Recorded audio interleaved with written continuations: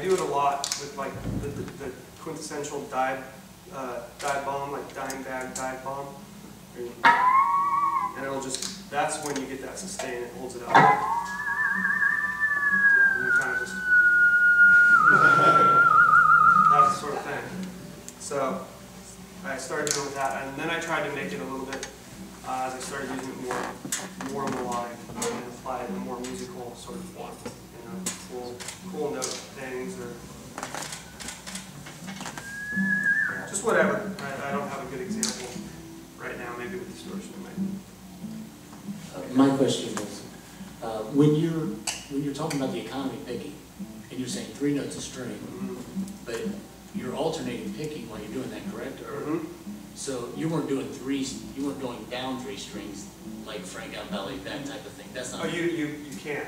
You can do all sorts of stuff. You can do from to skipping 1 to skipping 2, and then going back up here, and then skipping another one. You can do as many as you want, as long as you've got that motion. You can sweep because you're sweeping, so there's no limits to how many. So the number of strings. Well, when you pick 3 on each string, you just do an alternate picking. Yeah. So basically, you do 2. Once you get started, you're basically if you started it with the smallest number of alternate pickings, you would sweep down 2, and then you'd come up 1. So you're really not alternate picking at all. It's like a 2 to 1 sort of thing. Okay. So you never have to do this. You can just go.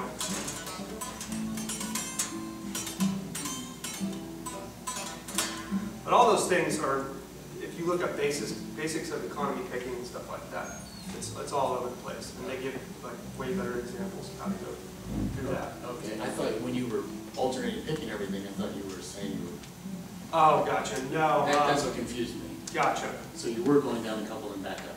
Yeah. So well, you can run up and down scales too. So you can do 3 notes per string and not sweep. Basically, how do I explain this? So you can run consecutively up a diatonic scale, or any scale.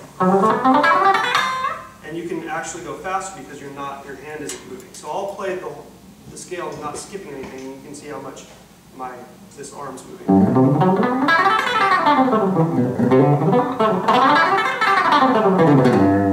See how it's not. There's a lot more movement there. That's why I call it economy picking. So it just saves you a lot of movement. Are you're not moving your hand as much? Is that what you're saying? Yeah. You don't. It's basically a sweep. And once, I know it sounds confusing now, but it'll make perfect sense when you go look that type of stuff up. Okay. They're teachers. I'm not a teacher. I can't explain it perfectly. I just do stupid examples that confuse me. But he's always going down a couple and back. Well, yeah. I mean, I use it for like big John Petrucci runs and stuff like that.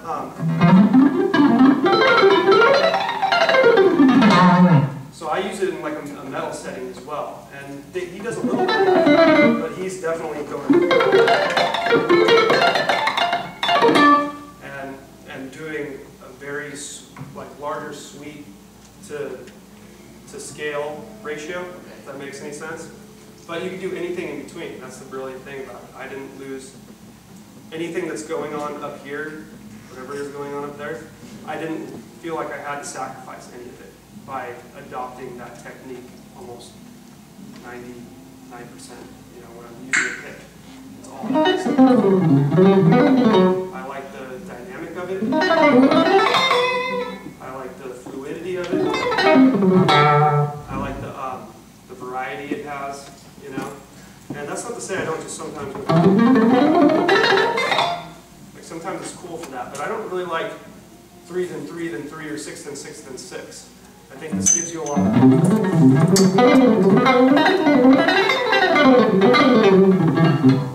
you can do any combinations of that. Yeah, and it's just easier for me anyway to not have to think about all those kind of things. It'll definitely take a couple of years to where you really feel comfortable with it, but I don't know, it just changed my whole world. So, thank you. Yeah. Yeah. Hey, Synyster, I'm pretty sure that, you know, every one of us here for the master class want to thank you so much for, you know, accepting us, you know, to come out here in LA Yeah, you guys for this class. Really appreciate it. And a couple of questions, you know, another couple. How long did it take you to actually start to play, you know, economy picking so fluidly? When I started really using it, like I said, I think it was probably about 2 years. 2 years? Like that, yeah. Is it like after you started playing? Did you start? Yeah, I actually renovated my whole entire style when I was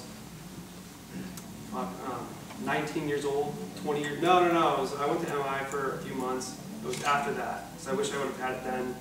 Could have asked the teachers about it. There's a number of things that I should have done. I shouldn't have played so much jazz in that fucking school. I should have played some more metal. I had to learn all that stuff post facto. But yeah, it was the most unfamiliar, foreign feeling thing I had ever kind of gone through. Do you think it's essential for people who think that, you know, it's just fine to alternate pick? Do you think it's essential for them to start learning economy picking? I absolutely do. Okay. I think it should be the #1 way of picking something. Okay. Whenever you know, make a new song, and whenever you come up to the solo where you got to write, but you got to, you know, something crazy awesome, do you always look first for like a really nice arpeggio with sweeps? Or it very much differs. I like to, well, on this record, this last record, it kind of changed for me. I kind of jammed a little bit more because I wanted some more feel. I was listening to a few different players like Eddie and some blues guys and stuff like that. A lot of Robin Ford, Alan Holdsworth, weird guys, and so I would sit and jam to the tracks, to the solo parts. Because I usually write the majority of them in the studio, unless there are a few songs where, like Hail to the King, that came in writing. That whole section was built around, an idea of the solo. But for the most part, it all gets written in the studio because I like to let the amp and the surroundings and the really good tones that you get out of the studio setting and the song that's actually produced well, great groove, kind of inspired. More so, unless you got a really strong idea that says fuck all that, then you kind of let that type of thing inspire you. Oh, also another thing, whenever you know, write the solo, do you get more outside opinions? Or is it just like you write the entire solo and you say, here, this is what I got? Tons of annoying outside opinions, but it's definitely the best way to go. I mean, we do that with every facet of Avenged Sevenfold. Everybody is involved with everything. And, I mean, you know, I have the final say of what happens in a solo. It's like Matt doesn't want to sing a certain way, and you fucking sing a certain way. But yeah, everybody has pretty much final say, but we're all great friends, and it's good to collaborate with people that you trust, because if you don't trust somebody, you're not going to listen to them. You're going to be really bummed. So trust the people that you're working with, and make sure that they trust you, and then you'll never have a point where you look at something and go, why, damn, I should have spoken up, I should have done this, I should have done that. I don't have a moment like that in my mind. I'm sure there is something that I could find, but literally, if I thought my very hard, I would be able to count them on one hand. I'm very thankful to have great collaborators. You know, they bring out the best for sure.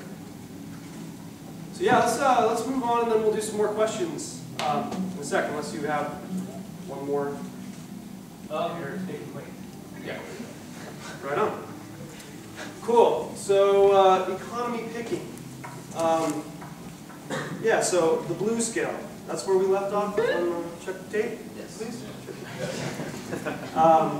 So I like to do, and again, this is a Frank Gambale thing, because people are usually going.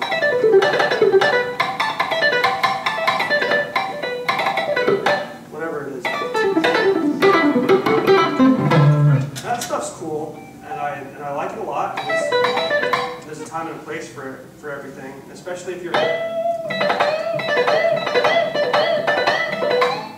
doing stuff like that. It's very cool, but I love the three thing, the thing is, you can't run it up like a scale because you'll hit notes unless that's what you're going for. Same note, so you do kind of a sweeping thing. So 3, 1, 3, 1, 3.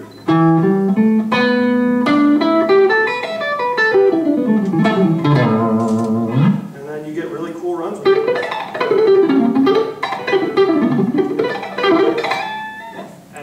It's a very refreshing to me approach to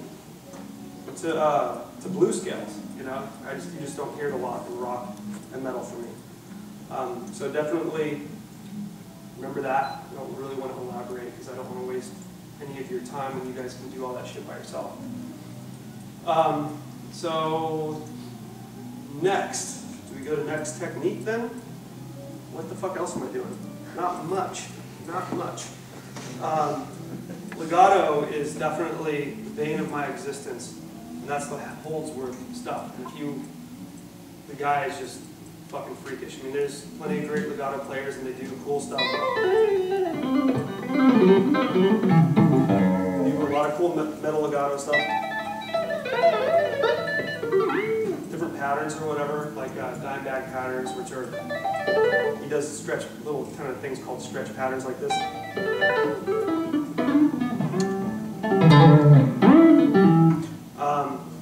But the big thing that I like about Holdsworth is that he just, and it's tough to do and you think you're not going to be able to do it, but you have to do these big fucking stretches and they suck. But it's really cool for your playing. So he does a lot of string skipping, which is great for legato and stretches. So if I'm up here, so I'm skipping these 2 strings.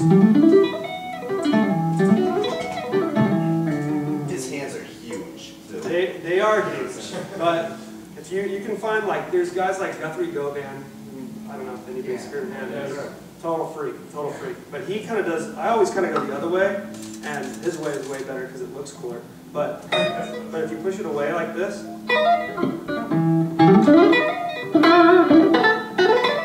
can kind of get the same things like this, you know. But either way, it definitely takes some getting used to, but you will get used to it. It sucks. It feels virtually impossible, but you'll get it. Yeah, big skips. And a lot of those things, a great thing to do is look at a scale. And Holdsworth does this a lot. He does this in his mind. He's a freak. But he will see a scale across the whole board and think of the way he calls them juggling notes, and he will.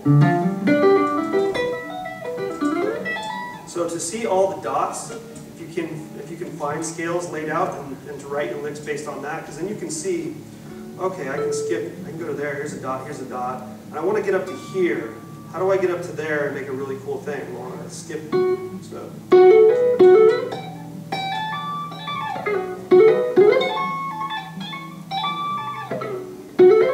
Now I'll practice it slow. Never played that fucking thing before in my life, as you can probably tell, but.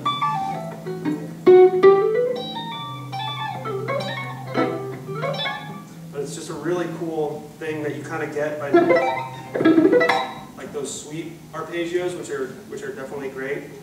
But I think you have some really cool, interesting things that you can do to cover that kind of ground with legato playing. So yeah, that's legato stuff. And for me, I want to backtrack just a little bit because I want to, before we head on to another technique, I really want to emphasize playing different scales and stuff. And guys like Holdsworth and Gambale, they have 10 scales that they swear by, that they use every single one. I've gone through the majority of them, are the ones that even kind of sound remotely like I could do something with them. And for the most part, the 3 or 4 that I really like that aren't arpeggios, but the very ones that are separate from each other, I really like, obviously, the major scale. It's good to know chords based off that major scale. And your arpeggios.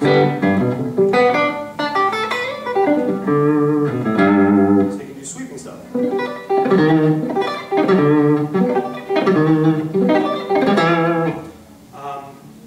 then next, if you build another chord off of that, it would be a minor chord.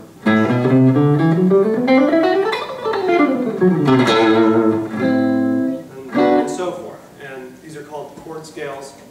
And again, you can look all this stuff up. You don't need me to elaborate, but it's good to know that.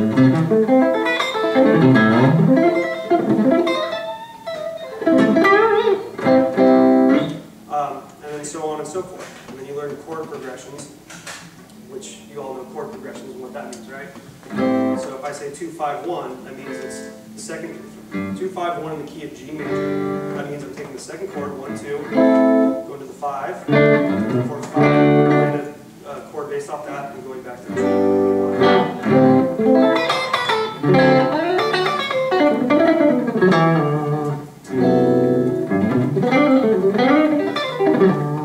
So a little jazzy, but that's basically what it is, you know. And it's good to outline those chords at times, and it's good to play over them as if they kind of don't exist. It's just kind of based on what you hear, not just don't float around aimlessly, you know.